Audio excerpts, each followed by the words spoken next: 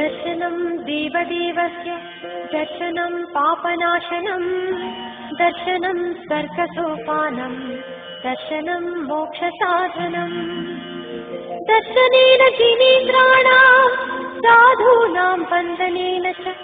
न चिरं तिष्ठति पापं छिद्रहस्ते यथोदकम् वीतरागमुखं दृष्ट्वा पद्मरागसमप्रभं नेकजन्म कृतं पापं दर्शनेन विनश्यति दर्शनं दिनसूर्यस्य संसारध्वान्तनाशनं बोधनं चित्तपद्मस्य समस्तार्थप्रकाशनं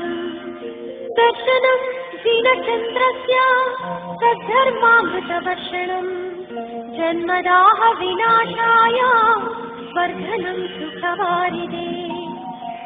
देवादितत्त्वप्रतिदर्शक